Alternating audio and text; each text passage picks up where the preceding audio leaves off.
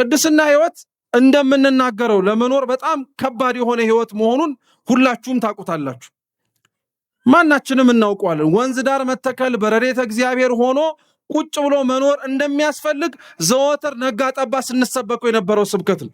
በቅድስና ህይወት ለመኖር ግን ለምን ከበደን የምትለዋን ነጥብ ብቻ ላንሳላችሁና በእኔ የተረፈውን የጎደለውን ከዛም በላይ ሆነውን አባቶቻችን ያስተምሩናል። ቅድስና ህይወትን በዚህ ዘመን በጣም ለመኖር የከበደን ለምን መሰላችሁ? አብራችሁን በብሉ በመልካም ምግባር ኃጢአትን ስለምንሰውር ነው። ምን ማለት መሰላችሁ? አንዳንዶቻችን መልካም በሚመስል ነገር ውስጥ ኃጢአትን እንደብቅና ኃጢአቱን ኃጢአት ብለን አንጠራው፣ መልካም የሆነ ስም እንሰጠዋለን። ለምሳሌ ጭፈራ፣ ዳንኪራ ምን ተብሎ ነው የሚጠራው? ኧረ ዘፈን ሳይሆን ኪነ ጥበብ ተብሎ የሚጠራው ነው አይደለም? አሁን ለምሳሌ የሚጨፍር የሚደንስ ወይም ምናምን የሚያረግ አይነት ሰው ይሄ ገሌ ጥበበኛ ነው አይደል የሚባለው? ጥበብ ጠርተዋለች እና ነው የሚባለው። ኃጢአት እኮ ነው ድርጊቱ። መዝፈን፣ መጨፈር ወዘተ ተርፈ እኮ ነውር እኮ ነው፣ ኃጢአት ነው። የእግዚአብሔርን መንግስት የማያስወርስ ነገር ነው። ግን ኃጢአት የሆነውን መልካም ስም ሰጠነው። ዛሬም በህይወታችን በቅድስና ለመኖር የከበደን ኃጢአት መሆኑን እያወቅን ጠንቅቀን ግን መልካም ስም እንሰጠዋለን ለምንሰራው ነገር። ለድሃና ለችግረኛና ለምስኪን የሚራራ ንዑድ ክቡር ነው ይላል ልበ አምላክ ዳዊት መዝሙር 40 ላይ። መስገብገባችንን ግን እኛ ለድሃ ለመስጠታችንን ቁጠባ ነው እንለዋለን ብሎ ነገር የለም። መስገብገብና መቆጠብ፣ አለመስጠት ንፉግነትና ለነገ ደግሞ ምን አደርጋለሁ ብሎ ማሰብ በጣም ነው የሚለያዩት በፍጹም። እንዲያውም ክርስቲያናዊ የሆነው የቁጠባ መንገድ ይላል ቅዱስ ዮሐንስ አፈወርቅ በመሬት መስጠት ነው ይላል። ለምን? የቅዱስ ቶማስ ዜና ገድሉ ላይ የተጻፈ ታሪክ አለ።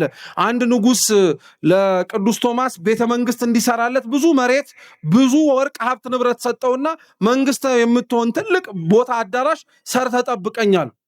ቅዱስ ቶማስ ከንጉሱ የተቀበለውን ገንዘብ እየሄደ ለሚያገኘው የኔ ቢጤ በሙሉ በስመ እግዚአብሔር እያለ ይሰጠዋል።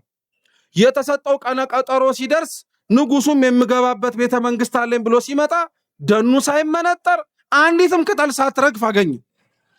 ቶማስን አንገቱ ላይ አንቆ ገንዘቤን ትፋል፣ ገንዘቤን አምጣ፣ የት ነው የደበከው? ቤተመንግስት ስራልኝ ብዬ አንጻለሁ ብለህ ስትናገር ብሰማ ብሰጥህ የት ነው ገንዘቤን ያረከዋል? ቅዱስ ቶማስ ወዲያውኑ ወደ እግዚአብሔር ምሪት አደረገ፣ ጸሎት አደረገ። እሱም ያነቀው ንጉስ የታነቀውም ቅዱስ ቶማስ ወደ ላይ ወደ ሰማያት ወጡ። በሰማይ ሰፋፊ የሆኑ አዳራሽን የእግዚአብሔር መልአክ አሳየው። ተደንቆ ያ ንጉስ ቶማስን ጠየቀው፣ ይሄ አዳራሽ የማን ነው አለው። ይሄ አዳራሽ አንተ ነው አለው። እንዴት ማለት አለው። የሰጠኸኝን አንዲቷን ገንዘብ እታች ላለ ለተቸገረ ሰው ስሰጥ በላይ ለአንተ አንድ ጡብ እግዚአብሔር እያስቀመጠ ነበር አለው። አሁን ግን እኛ ስንኖር የምንሰራውን ኃጢአትና የምናደርገውን ክፉ ነገር መልካም ስም ስለምንሰጠው በቅድስና ሕይወት ለመኖር እኛ እንችል። አንድ ሁለተኛ በቅድስና መኖር እኛ የከበደን ሌላ መልካም ምግባር ትይዛለህ በሚል ሰበብ የያዙትን ማጥፋት በሚል ምክንያት ዲያብሎስ ስለሚያታልለን። ሰይጣን በጣም ረቂቅ የሆነ ተዋጊ ነው። በነገራችን ላይ ሰው በቅድስና ሕይወት እንዳይኖር ኃጢአትን ማሰራት በጣም የሞተውና የወረደው ተግባሩ ነው። በጣም የሞተው እውነቴን እንምላችሁ በጣም ሰው። ለዛ ነው ቅዱስ ዮሐንስ አፈወርቅ ምን ይላል?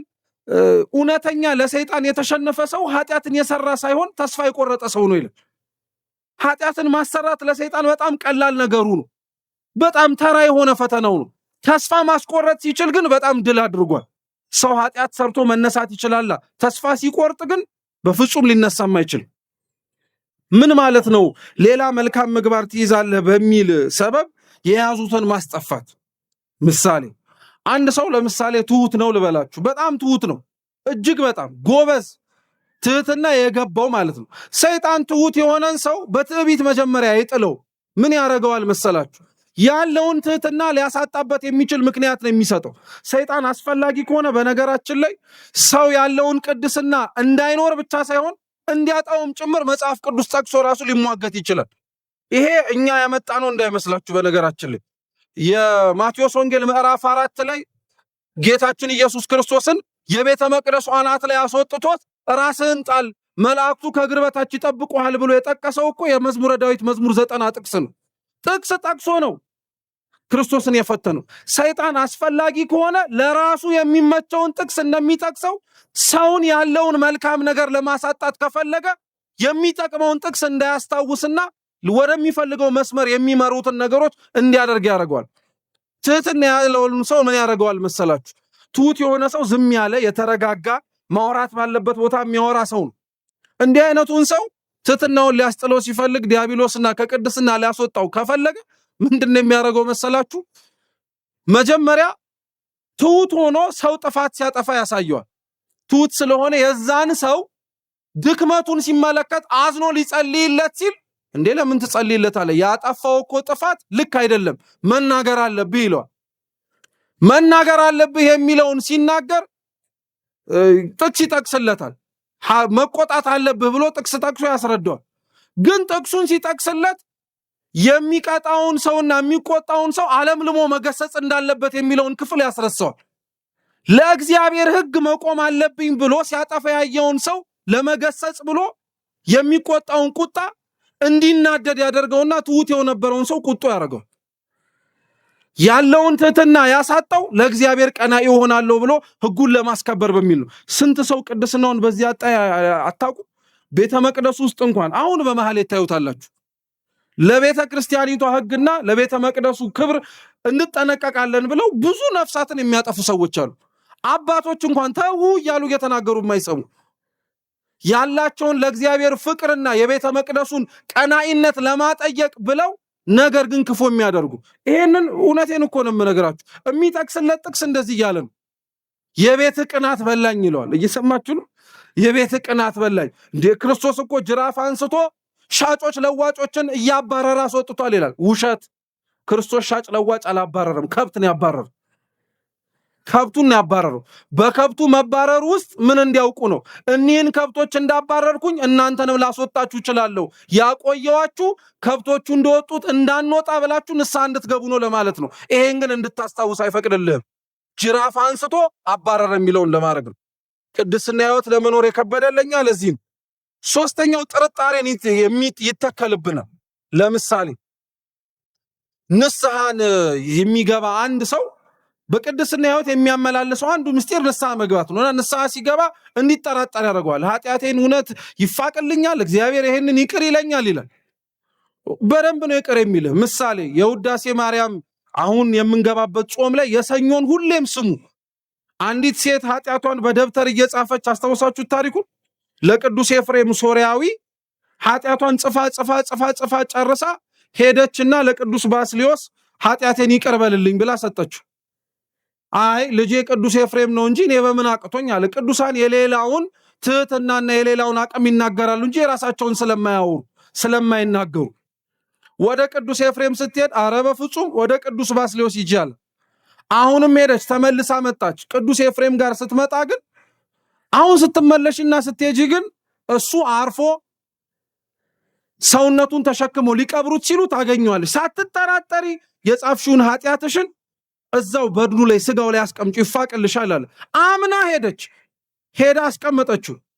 ተፋቀላት ከአንዲት ኃጢአት በቀር። ያችም ኃጢአት የተፋቀችው ቅዱስ ባስልዮስ ሊያስፍቅላት የማይችል ስለሆነ አይደለም።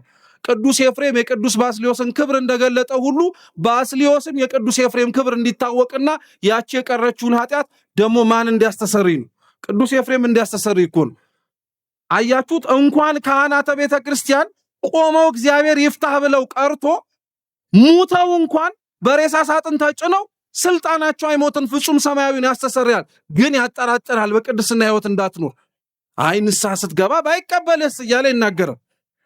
መልካም ምግባራት ያላቸውን ቦታዎች ወይም መልካም ምግባራት ያለ ቦታቸውን እንዲጠቀሙ በማድረግ ለምሳሌ ይሄን በጣም በልባችሁ ሰሌዳ ጻፉልኝ አደራ፣ የሁላችን ችግር ስለሆነ ኃጢአት ሰርተን ንስሐ መግባት ሲጠበቅብን በሌላ ብዙ መልካም ነገሮች እንድንዋጥ ያደርገናል ሰይጣን።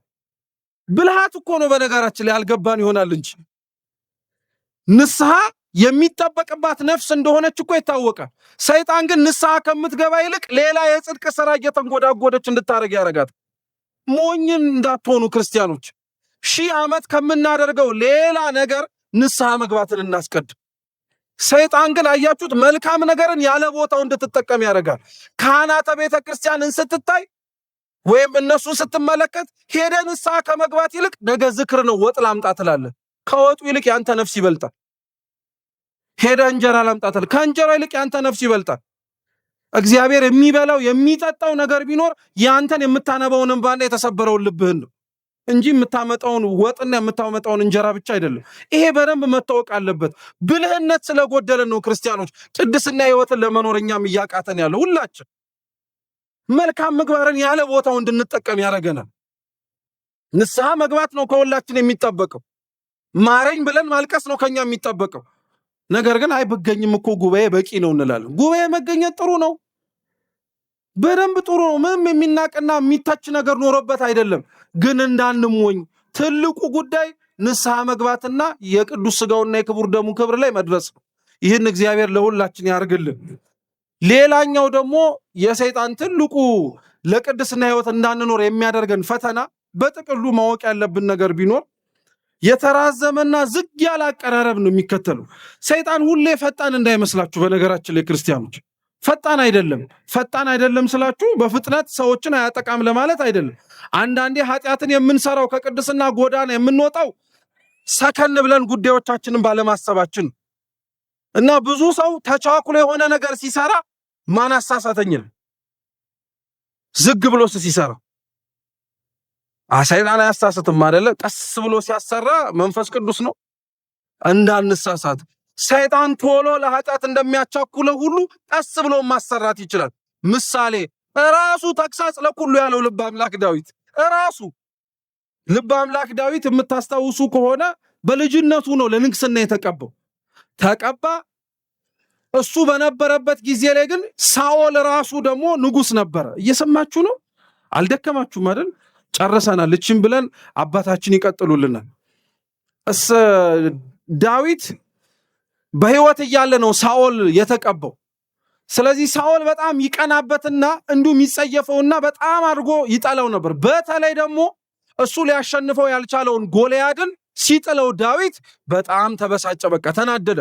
ዕለት ዕለት ሊገለው ይፈልግ ነበር እና የሚገርማችሁ ዳዊት እንደ ሳኦል የማይተኛ ሊገለው የሚፈልገው ጠላት አለ። እንደ ሳኦል በጣም ከባድ የሆነ ጠላት እና ዳዊት በሕይወቱ በጣም ብዙ ጥፋቶችን እንዲያጠፋና በጣም ክፉ ነገሮችን እንዲያደርግ ያደረገውን ሲናገር ምን ይላል መሰላችሁ? አባታችን ቅዱስ ባስልዮስ ዳዊትን በዝሙት ለመጣል ቤርሳቤህን ማየት አልተጠበቀበትም ይላል። እየሰማችሁ ነው? ዳዊትን በዝሙት የጣለው ሰይጣን ከጦር ግንባር ሲያስቀረውና ድሎትና ቅንጦት ላይ ሲያስቀምጠው ነው። ምን ማለት መሰላችሁ? ውጊያ ላይ ዳዊት ቤርሳቤህን ያየባት ቀን ላይ ከውጊያ ቀርቶ ነበር እና ከውጊያ አስቀረው፣ ድሎትና ቅንጦት ላይ እንዲኖር አደረገው። እንደ ነገስታት ተከብሮ አብረው ያሉት ሰዎች በደንብ አድርገው እንዲንከባከቡት አደረገ። ይሄንን ሲያደርግ በቅንጦት ሲያዘናጋው ቆሞ በደንብ አድርጎ ስለ ኃጢአቱ ልብ አድርጎ ማሰብና ማስታወስ የሚችልበትን ሕሊና ከነሳው በኋላ በላይ በሰገነቱ ላይ ሲመላለስ ቤርሳቤህን እንዲመለከት አደረገ። ለቤርሳቤህ ከዝሙት መውደቁ የዛች ቀን አይደለችም ተጠያቂዋ። ያኔ መጀመሪያ ላይ ከጦር የቀረባት ያቺ ቀን ላይ ናት። ሰይጣን እንዲህ ነው። አንተ ሊጥልህ ከፈለገ ወዲያውኑ አይጥልህም፣ ከቅድስና ያስወጣህ። ዘለግ ያለ ጉዞ ነው የሚወስድህ። እንዴት እንደምትወድቅ እንዴት እንደምትሄድ ሳታውቀው። ለዛ እኮ ነው አበው ሲናገሩ ውሃ ሲወስድ ምን እያደረገ ነው ይባላል። ሰይጣንም እንዲሁ ነው። ሲወስድህ እያሳሳቀህ ነው። ከቅድስና ሲያወጣ እያሳሳቀህ ነው። ቁም ነገር እየሰራህ እንደሆነ እንዲሰማህ አድርጎ፣ ጥሩ ነገር እያደረግክ እንደሆነ እንድታውቀው አድርጎ። ለዛ ነው እኮ ክርስቲያኖች ቅድስና የማይኖር ሕይወት ስለሆነ አይደለም። ቅዱሳን ግን ኖረውታል በደንብ አድርገው። እግዚአብሔር ለሰጠው ቃል ታማኝ ሆነው ተገኝተዋል። ጌታ ምንድን ያላቸው? ማንም በእኔ የሚያምር ቢኖር ከኔ የተሻለውን ከኔ የሚበልጠውን ያደርጋል አለ። እውነት እነሱ እኮ እሱንም የሚያደርጉት የበለጠውን ነገር በራሱ ኃይል እኮ ነው። ግን እግዚአብሔር እንዴት ትሁት እንደሆነ አያችሁት? ከኔ የሚበልጠውን ያደርጋሉ አለ። ምሳሌ ክርስቶስ በሕይወት እያለ ተጽፎ ያገኘ ነው። ሙት ሲያስነሳ 3 ነው። ስንት አልኳችሁ? 3። አቡነ ገብረ መንፈስ ቅዱስ 70 ሙት አስነስተዋል። ገብታችሁ ተአምራቸውን አንብቡ በደንብ አድርጋችሁ። ሕፃናት እየተጫወቱ ነው ይላል ተአምራቸው ላይ። አቡነ ገብረ መንፈስ ቅዱስ እናታቸው አንዲት ልጅ ማለት ነው እናታቸው የጻድቁን ዝክር ይዘክሩ ነበር እና ያቺ ልጅ ከሌሎች 70 ሕፃናት ጋር አብረው ይጫወቱበት የነበረው ዋሻ ተደረመሰና ሞተው ቤተሰቦቻቸው ግን በጣም አድርገው ሲጨነቁ ከነሱ ልጆች ከሞቱት መካከል ተደርምሶባቸው ያቺ አንዲት ልጅ ብቻ ተርፋ ተገኘች እና በጣም አዝና እናትየዋ ነበረች። ስታያት በጣም ደስ አላት። በጣም ልጇ ስለተረፈችላት፣ ልብ ብላችሁ ስሙ፣ ልጇ ስለተረፈችላት በጣም ደስ አላት።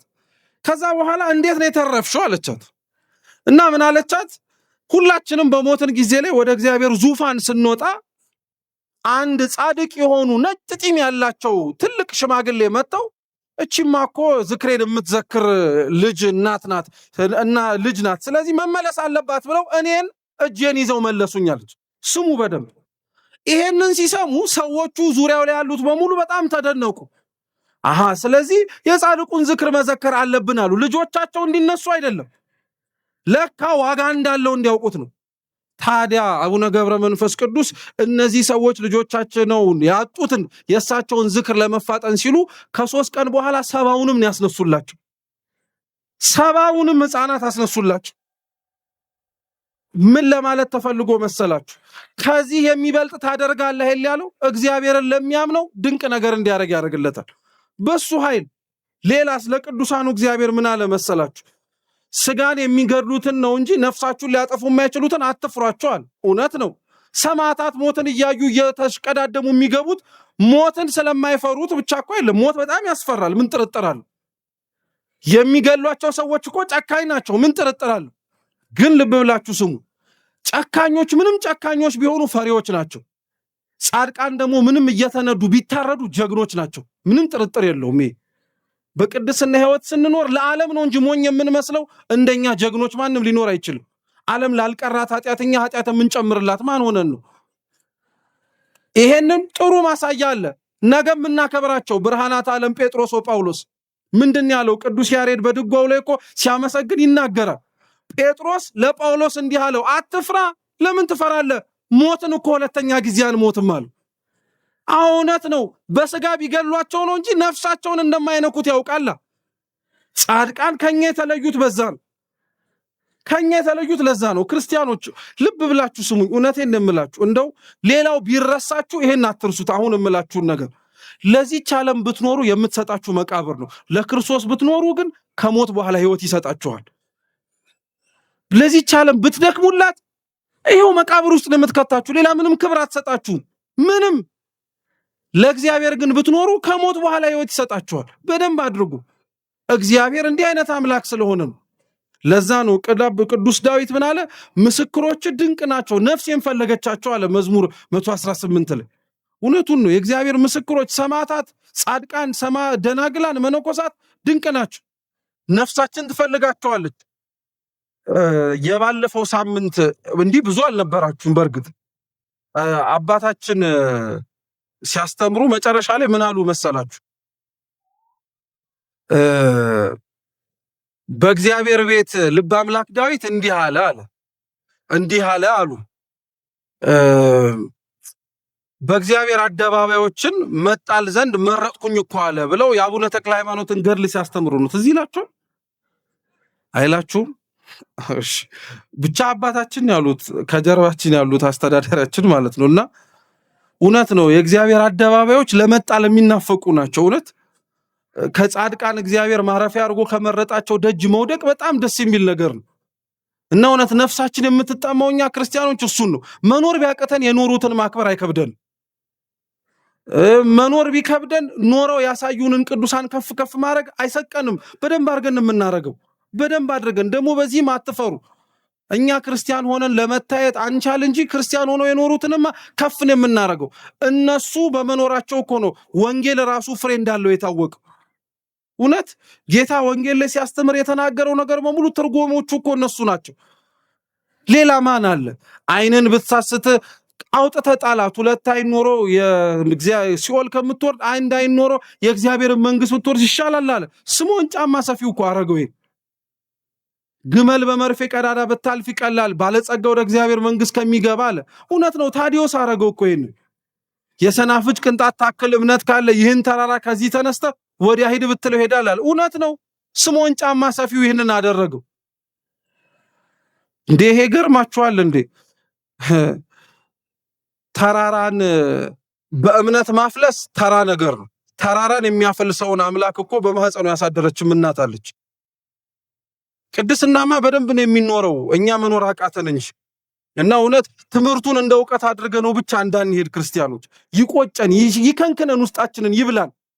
ቃል እግዚአብሔር ያልኖርንበት ዘመን እሱን ፈልገን እኛን እየፈለገን እሱ ሲንከራተት የነበረበትን ዘመን ይብቃን። በቃ እውነት እስኪ ዛሬ እንኳን ለመጀመር የምንሞክረው የቅድስና ህይወት ይኑረን። ይህን እውነት እግዚአብሔር አምላካችን ይርዳን። አምላከ ተክለ ሃይማኖትም ይለመኑ። ወስብሐት ለእግዚአብሔር።